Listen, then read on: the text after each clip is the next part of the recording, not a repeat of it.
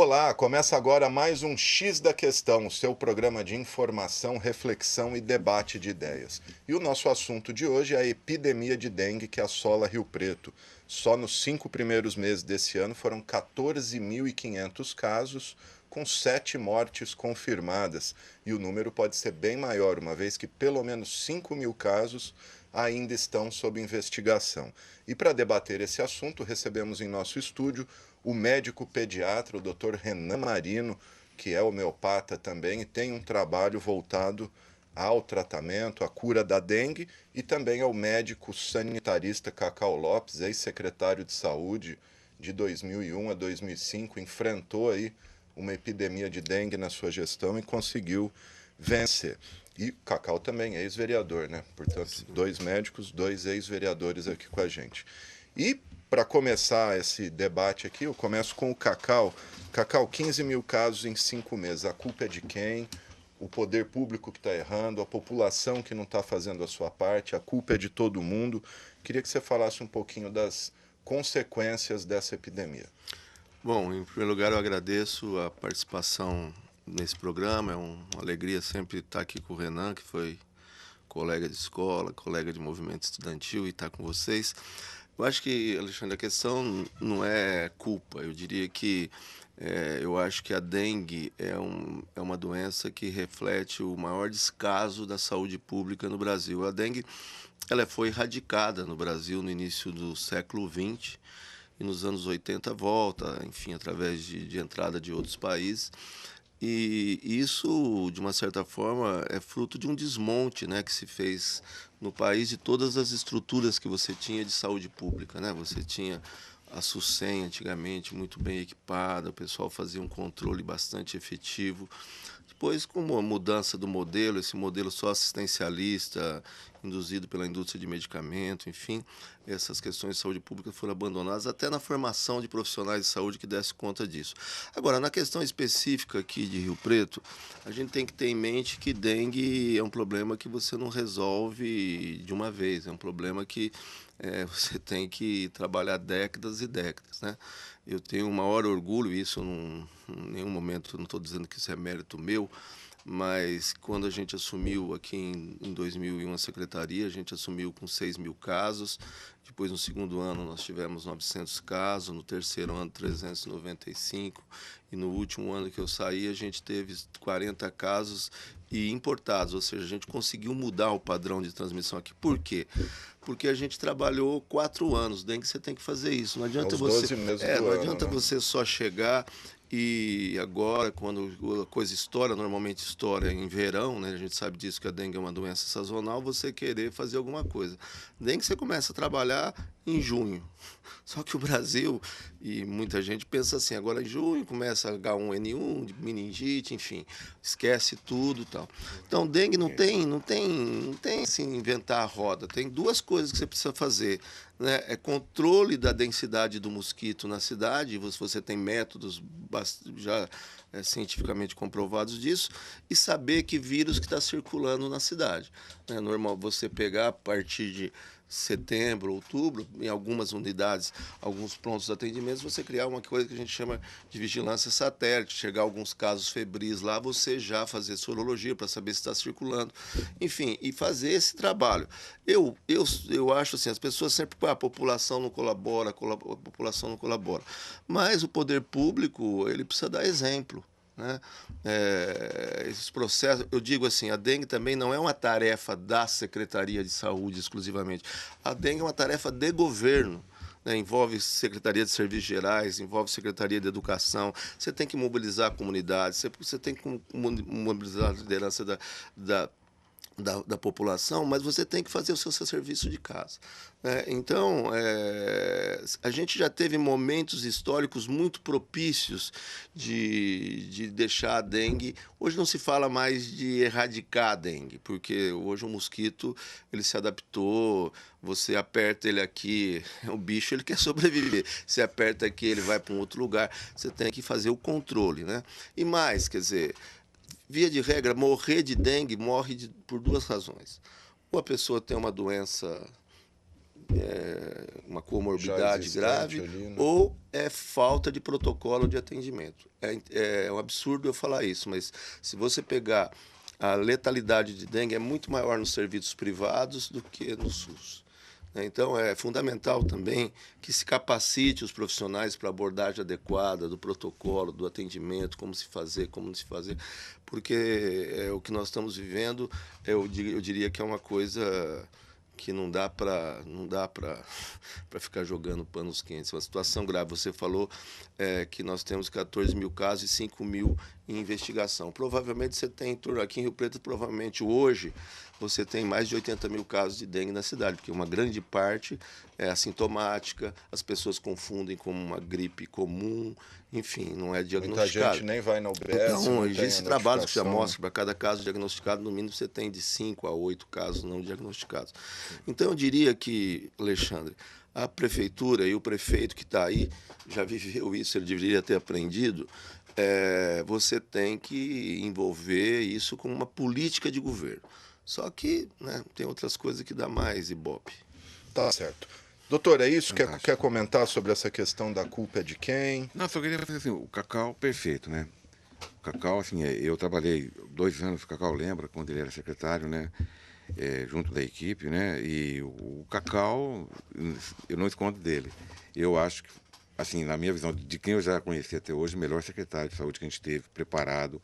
E o que ele falou parece coisa tão simples, e você fala, poxa, mas por que isso não tem continuidade, né? Então, assim, realmente é algo, assim, muito triste a gente perceber essa falta de continuidade que tem nos programas, né?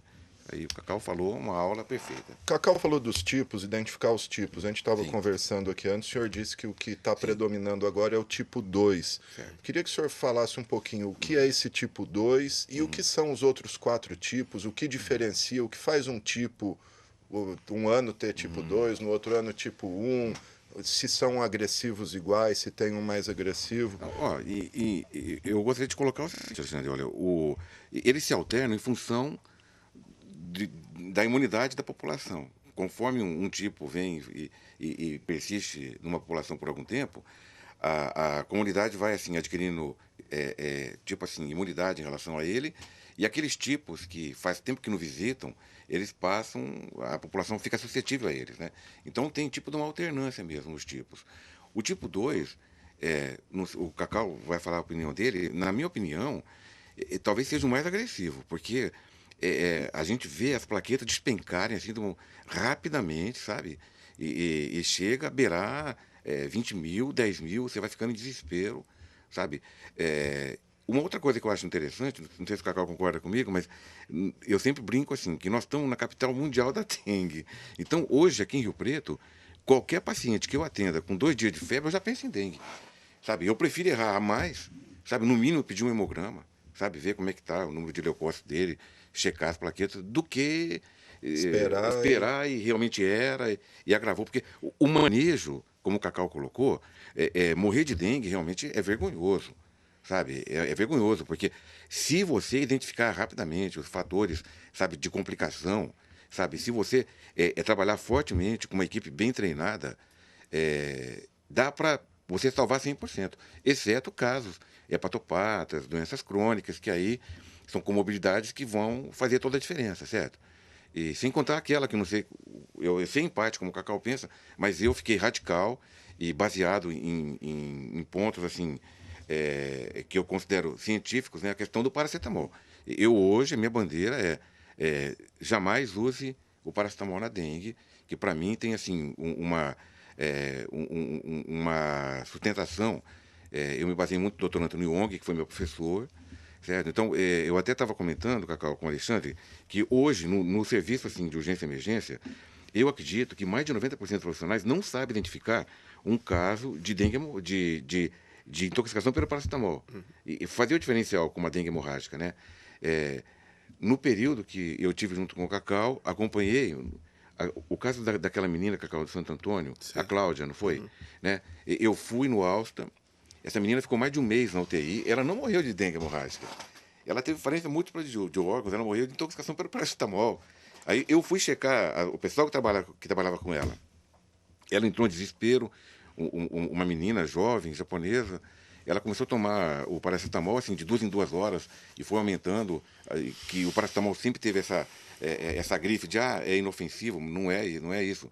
Uma coisa é um indivíduo saudável. Agora, com dengue, a substância que neutraliza o metabólito tóxico do paracetamol, ela some do fígado, que é a glutationa. Então aí ativa uma via de metabolização que vai levar à necrose hepática. É simples assim.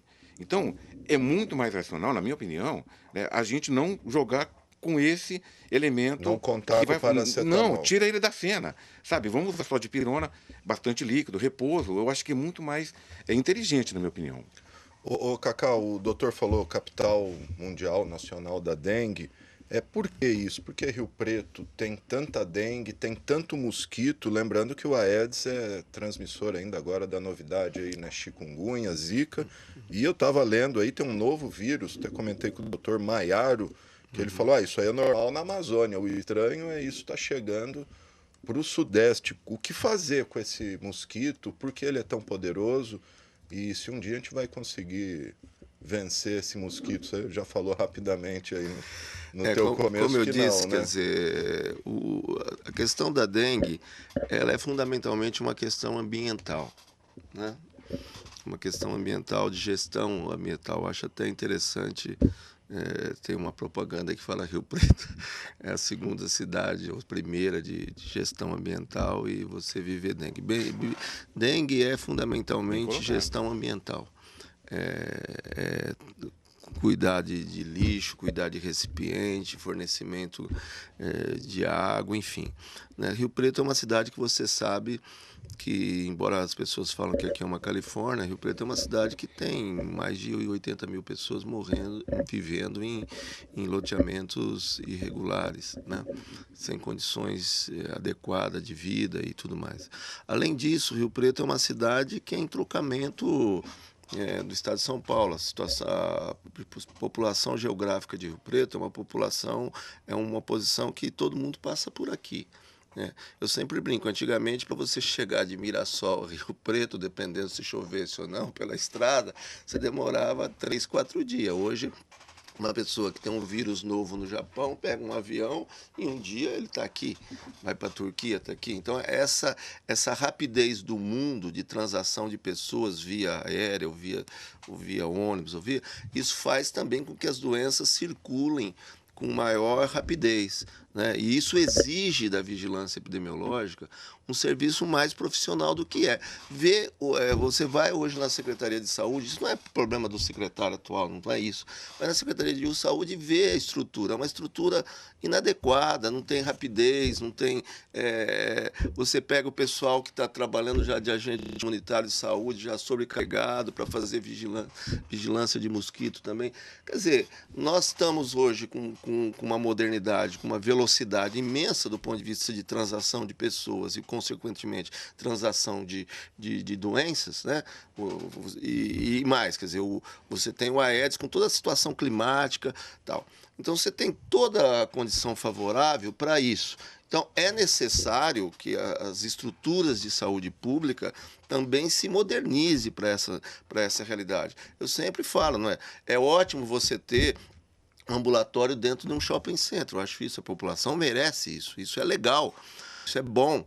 Agora, é bom também, porque ninguém dá importância para isso, porque não aparece, você ter estruturas de saúde pública adequadas, modernas, ágeis, com gente capacitada, né, com gente que entenda de saúde pública, que entenda de vigilância, para você poder controlar essas doenças. O Aedes é um mosquito que ele tem essa capacidade de ser vetor de várias doenças, né?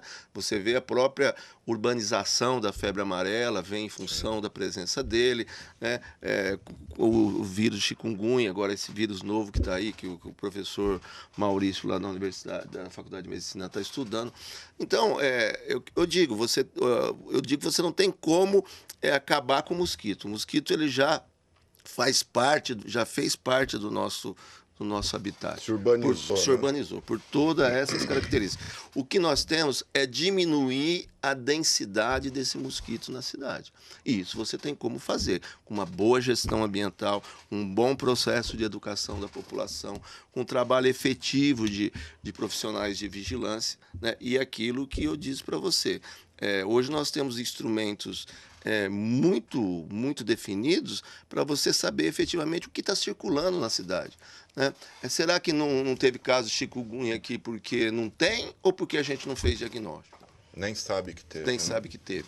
Então, é isso que eu acho. A gente precisa, as pessoas precisam valorizar essa área. Eu sou meio dinossauro, né? Porque eu acho que eu sou um dos poucos sobreviventes sanitaristas da cidade. Eu, Caldeira e mais alguns. Mas as pessoas precisam saber. Quer dizer, hoje o mundo, quer dizer, eu não sei se o Renan concorda comigo, quer dizer, hoje nós estamos vivendo, já hoje não, mas há algum tempo, a era dos vírus, né? O vírus é um bichinho que tem capacidade de mutação enorme. Bom, na China está morrendo todos os porcos lá por causa de uma gripe. Isso que o Renan falou, quer dizer, todo esse processo da dengue tipo 2, esse processo de aumentar a virulência do vírus, da gravidade da doença, quer dizer. Então não dá mais para você ficar querendo enfrentar essas coisas com estilingue, você entendeu? E a nebulização é eficiente? Qual a opinião de vocês? Se quiser comentar alguma coisa que falou. A nebulização não, isso já foi comprovado efetivamente que não. O que você pode fazer e tem que fazer é quando você tem... Porque o problema do mosquito ele é domiciliar e peridomiciliar, né? E é isso. Você sair na rua jogando veneno aí, primeiro que esse veneno vai causar uma série de problemas piores ainda, vai criar resistência no mosquito, enfim. O que é recomendado, e muito recomendado com muita parcimônia, é você, nos casos que você tem lá um caso suspeito, você fazer focal naquele lugar, com bastante cuidado, com bastante controle. Mas essa pulveração disseminada é um absurdo. Aí, né? Eu penso igual o Cacau. Eu até tinha comentado com você isso aí. A vacina, doutor Renan, em 2015, o então governador Geraldo Alckmin, o pessoal do Butantan veio a Rio Preto, falou que Rio Preto ia ser um laboratório lá na Vila Toninho, inclusive. Como é que está essa questão? Existe mesmo vacina para dengue? E na esteira, queria que o senhor falasse um pouquinho da homeopatia desenvolvida pelo senhor aí para Cacau já teve muita dor de cabeça, Cacau. Em 2001, a primeira vez que nós fizemos no bairro do Cristo Rei, o Cacau, que era o secretário, né? E até foi minha tese de mestrado, o Cacau sabe, né? Que a gente usou homeopatia no bairro e tal, foi ótimo, assim, tudo bem. Só que o que ele sofreu com a tal da vacina, que não tem nada a ver, homeopatia com vacina. Deixar claro, a homeopatia do doutor é para sintomas, né? Mas o que está em desenvolvimento, está em pesquisa, é a vacina mesmo. E uma coisa curiosa, Cacau, que em 2009, com as gotinhas que a gente usou, você já teve desde o começo, tal, a gente fez um trabalho na Universidade Federal do Amapá, e a gente testou o medicamento homeopático contra, grupo controle, tudo, né? Ratinhos, coelhos, camundongos. E como um dos componentes é o veneno da cascavel, homeopaticamente, de fato, ele é um grande anti-hemorrágico, que faz um efeito contrário. Então, eu achei muito interessante esse trabalho, porque os ratinhos machos, os machinhos, as plaquetas triplicam em contato com a medicação. E as fêmeas duplicam. Então, vai de 200 mil para 600 mil, no caso do ratinho macho. Então, a Anvisa aprovou esse medicamento, eu autorizei um laboratório a produzir, né, que é esse laboratório Meio da Prada, né? Nunca divulguei, porque eles queriam que eu fosse garoto propaganda, eu falei, não, isso é antiético, não vou ser. Então, eu nunca nem falei, até comentei com ele, eu falo para usar gotinha, as farmácias fazem, basta chegar na farmácia, eles fazem mesmo, o complexo da dengue e tal, é usado há muitos e muitos anos, né? E, de fato, o que chega até mim, as pessoas tomando de hora em hora, duas em duas, quando tem queda de plaqueta, de fato, estabiliza e aumenta, que eu acabei acompanhando milhares de casos, desde 2001 até hoje, e de uma certa forma, em relação à homeopatia, acabei virando uma referência. Então, eu tenho acompanhado, foi muito bom para mim, que eu aprendi muito com isso aí, né? Agora, então, em 2009, a Sanofi me deu um prêmio, chamado Prêmio Inovação, em relação à questão das gotinhas da dengue, que você lembra, tal, que você acompanhou, tal. E eu nunca imaginei que a Sanofi viesse a estar envolvida com a vacina. Essa vacina da Sanofi, ela precedeu, ela está aprovada pela Anvisa, né? Só que você só pode fazer essa vacina, Alexandre, se você apresentar lá astrologia positiva, né? O teu título lá de IgG, que senão você não pode fazer vacina. Então, Ou seja, é uma tem coisa que ter paradoxal. tido um tipo de dengue Que na cabeça da gente, pra tomar a vacina é assim, né, Cacau? Se você não teve, você vai tomar para não ter, certo? E nesse caso, eles assim, eles explicam, né, que é para evitar Os outros tipos. os casos graves, né, que podem ser desencadeados e tudo mais. Bem, e agora, essa vacina que hoje a FAMEP, o Cacau talvez possa falar melhor do que eu, mas essa vacina, que inclusive o doutor Maurício, que é um dos coordenadores, lá na Vila Tonim, se eu não me engano, né? Isso. Desde 2015, no caso, é do Butantan, Do né? Butantan. Então, já tem outro enfoque, então é outra metodologia. Aí seria a vacina clássica. Mais próxima do que seria a vacina clássica, né, Cacau? É isso, só que a vacina da dengue ainda vai um tempo, eu acho que vai chegar a isso, porque a grande dificuldade é uma coisa você vacinar doenças que tem um vírus só. É fácil você fazer uma vacina assim. Outra coisa é você vacinar uma doença que tem 4 vírus circulando e mais. Quer dizer, a dengue hemorrágica nada mais é do que uma reação exagerada do organismo em relação a uma infecção, porque ele já teve uma outra. Então hoje, você tem mais essa complicação, esse problema a resolver. Uma pessoa que já teve dengue, você dá a vacina, isso pode desencadear, não pode desencadear dengue hemorrágica. Então, com certeza, porque essa vacina do Butantan é uma vacina que fez um mix via engenharia genética, essa coisa de uma mix dos quatro vírus circulantes. Mas até o momento as perspectivas são boas, mas não é uma coisa para amanhã, você entendeu? Enquanto isso, vamos ter que ficar fazendo o nosso dever de casa mesmo. Sim. Né? E como o Renan falou, quer dizer, a academia, de uma certa forma, ela é muito... Até porque quem comanda a pesquisa no mundo é a indústria de medicamento, né? E com todos os seus métodos aí positivistas, tal, né? Que não estou criticando, isso é ótimo, isso causou um desenvolvimento da medicina interessante, mas essa medicina tradicional sempre fechou os olhos para as chamadas práticas complementares, práticas que não é alternativas, são práticas efetivamente comprovadas historicamente seus resultados. Então, eu vejo a dificuldade que o Renan enfrenta aí, em discutir essas coisas. E aí as pessoas começam, né? Hoje está tão em moda, né? Você desacreditar alguma coisa, querer criar um conceito errado, que é a vacina da dengue. Eu trabalhei com ele, nunca falou que era uma vacina, mas como uma alternativa de tratamento, de melhorar a resistência, de você evitar a complicação da hemorragia. A gente tem que buscar as coisas que estão aí, né? E a questão dos mosquitos, dos Aedes, né, geneticamente modificados, que anulariam as fêmeas, como que funciona isso? Por que Rio Preto, se funciona, por que Rio Preto não põe em prática esse método? Alexandre, já teve assim, tem vários modismos, né? Tudo bem, você fazer essa coisa do mosquito modificado geneticamente e tal. Mas como é que você vai? Porque uma coisa, assim, a ciência ela tem um determinado método, né? Você tem um problema, você estuda, faz uma hipótese, define aquela medida, testa e vê. Mas primeiro ele tem que ser eficaz, resolver. Segundo, que ele tem que ter eficiente, tem que ter uma relação custo e benefício que dê para bancar. E terceiro, que ele tem que ter efetividade. Muitas coisas que você é bom no laboratório, na prática se torna inviável. Como é que você vai? Você vai soltar esse bando de mosquito e vai saber o que isso vai causar, né? Porque a gente está vendo... não tem nada a ver com o assunto, mas esse país nosso é um país que não sabe fazer gestão ambiental, não sabe fazer gestão sustentável. Acabei de fazer uma viagem para visitar minha filha. Você vai na Europa, as pessoas abominam agrotóxicos, é tudo orgânico, é produção local. A gente está vendo o que está acontecendo com as abelhas aí. Então, fantástico, ainda. Então, assim, você perceba, por que você urbanizou doença de Chagas? Quem que faz isso? Agora escorpião também. Quem que faz isso? Né? Você lembra a história que ia trazer o escargot? A gente inventa umas coisas e a gente não faz uma coisa que que é a nossa capacidade humana, né? A nossa capacidade humana, o que diferencia o nosso trabalho é a nossa capacidade de antever o impacto que aquilo vai ter.